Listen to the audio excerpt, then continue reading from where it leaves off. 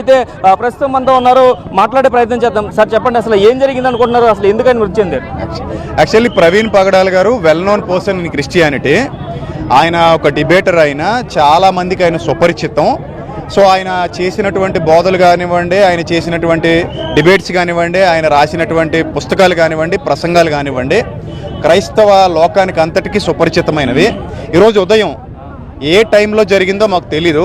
దివాన్ చెరువు హైవేలో 4th bridge దగ్గర ఆయన రోడ్డు పక్కన అనుమానాస్పద స్థితిలో మృతి చెంది ఉన్నారు ఒక బైక్ మీద. ఆ బైక్ కూడా ఆయిందే. సో రాత్రి నుంచి ఆయనకు సంబంధించినటువంటి ఎవరైతే కన్వీనర్స్ ఇక్కడ ఉన్నారో వాళ్ళు ఎన్నిసార్లు ఫోన్ ట్రై చేసినా కూడా ఆయన రెస్పాండ్ అవ్వలేదని చెప్తున్నారు. సో అలాగే పోలీసు వారు కూడా ఇందాక మేము అడిగినప్పుడు అది యాక్సిడెంట్ కాదు అని చెప్పినప్పుడు నేను నేరుగా పోలీసులతో మాట్లాడాను. ఆయన యాక్సిడెంట్ కాదని మాకు చెప్పారు. సో డాక్టర్స్ కూడా ఏమన్నారంటే ఇది అనుమానాస్పద మృతిగా ఉంది అని చెప్పారు. ఆయన ముఖం మీద చాలా భయంకరమైన గాయాలు ఉన్నాయి.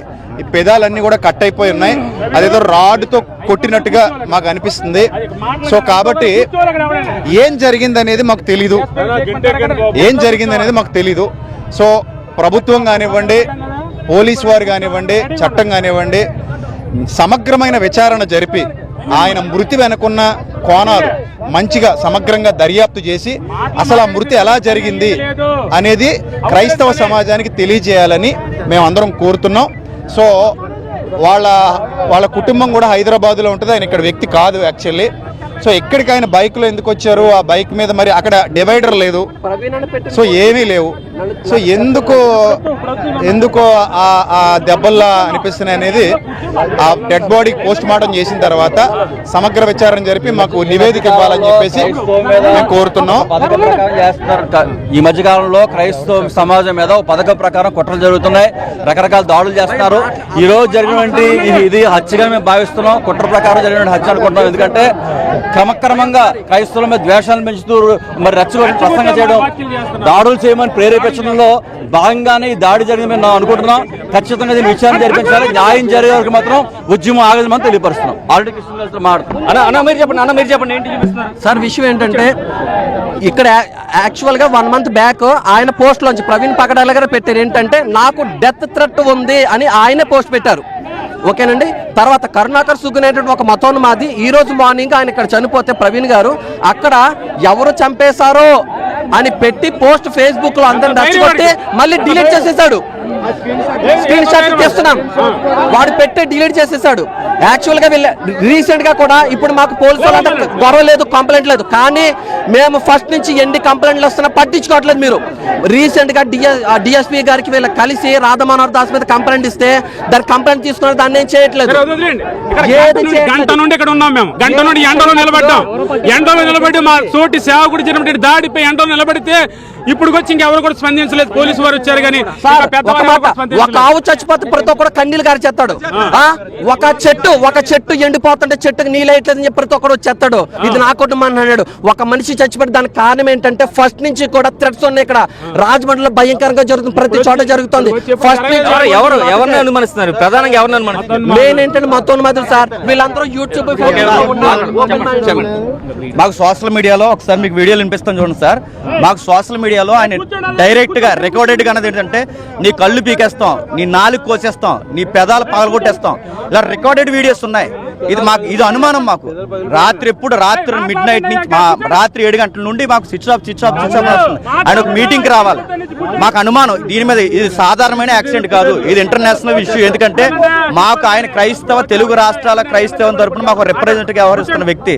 ఆయన మీద ఎన్నో పన్నాగాలు పన్నారు, ఎన్నో విషయాలు. మొన్న నెల క్రితం కూడా ఆయన ఏమన్నాడంటే నాకు థ్రెట్ ఉంది, నా ప్రాణహాని ఉంది, దయచేసి సోదరులారా అని క్రైస్తవ సమాజానికి విజ్ఞాపన చేసుకున్నాడు.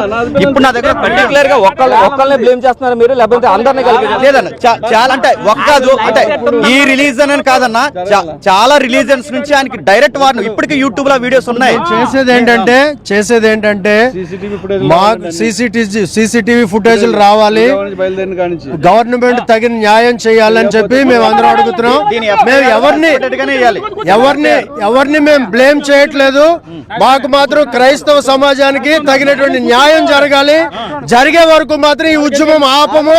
ఎందుకంటే ఎందుకంటే ఎందుకంటే కొన్ని రోజుల క్రితం నుంచి ఆయన్ని పెదాలు పగల కొడతాం, నీ బుర్ర పగల కొడతాం అని చెప్పి వీడియోస్ ఉన్నాయి. ఆయన ఇప్పుడు చూసినప్పుడు, ఆయన ముఖం చూసినప్పుడు అక్కడ ఆయన పెదాలు పగిలిపోయి ఉన్నాయి. దయచేసి ఈ విషయంలో ప్రతి ఒక్కరు కూడా గవర్నమెంట్ వారు అలాగే ఇతర మతస్థులు అందరూ కూడా ఉండాలని చెప్పి అడుగుతున్నాం. చూడండి ఒకసారి ఏమంటున్నారు చూడండి. మసీద్లలో ఆడవాళ్ళకి అల్లు ఉంది. ఆడవాళ్ళు చదివే నమాజు వేరే దగ్గర, మగవాళ్ళు చదివే నమాజు వేరే దగ్గర. ప్రవీణ్ రెండు గుడ్లు పీకేసి నా 4 కట్టడి చేసి